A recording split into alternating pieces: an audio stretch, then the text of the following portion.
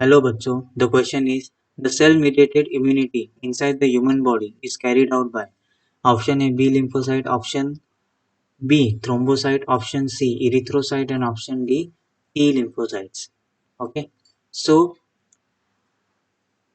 Immunity सबसे पहले देखते हैं इम्यूनिटी का मतलब क्या होता है। इम्यूनिटी मतलब होता है the ability of the body, the ability of the body to defend itself, to defend itself against the disease causing organism, against the disease causing organism, against the disease causing organism is called your immunity. immunity now immunity आपके normally चार type के होते हैं, acquire, इनेट, acquire, okay. Innate immunity होते हैं, innate immunity, so immunity which is present from birth, इसी को क्या बोलते हैं हम, इसी को क्या बोलते हैं इनेट इम्यूनिटी होते, इनेट इम्यूनिटी बोलते हैं which are the non specific to the antigen, non specific to the antigen, okay ठीक है। तो ये हो गया आपका इनेट इम्यूनिटी। दूसरा अगर मैं बात करूँ एक्वायर इम्यूनिटी की, इनेट इम्यूनिटी में बैरियर्स भी होते हैं, physical barrier, physiological barrier, cellular barrier, cytokine barrier. Acquire immunity की अगर बात करूँ, now the acquire immunity is specific, is a pathogen specific pathogen specific, and it is, you can say, and in acquired immunity your B cells and the T cells are present. ये क्यों pathogen specific है कि B and T cells are present, and these B cells and T cells are responsible for your two immune response. One is called cell mediated immune response, one is called cell mediated immune response, and another one is called humoral mediated immune response, humoral mediated immune response.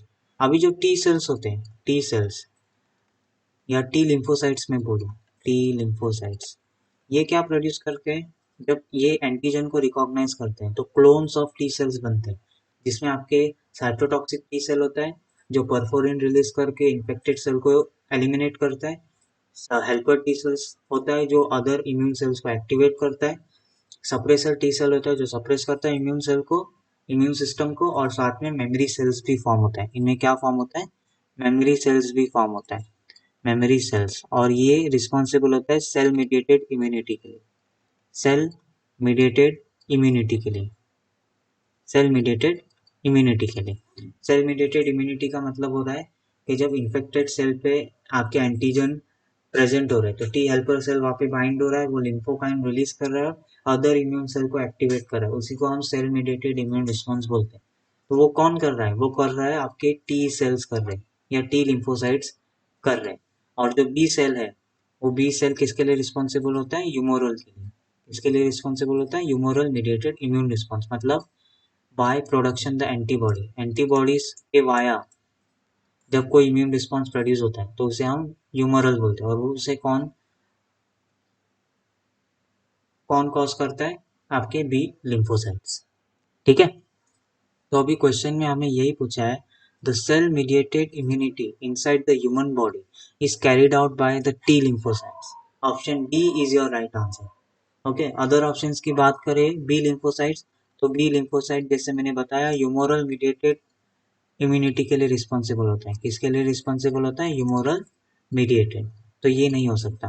Thrombocytes तो normally clotting में involve होते हैं, clotting of blood, clotting of blood, तो ये नहीं हो सकता। Erythrocytes तो नॉर्मली आपके ऑक्सीजन को ट्रांसपोर्ट करते हैं, किसे ट्रांसपोर्ट करते हैं, ऑक्सीजन को to the tissue, to the tissue, तो ये भी नहीं हो सकता। तो option D that is your T lymphocyte cell mediated immunity के लिए रिस्पॉन्सिबल होता है और बी लिम्फोसाइट ह्यूमरल के लिए, तो option D is your right answer. I hope you will understood this concept. Thank you and best of luck.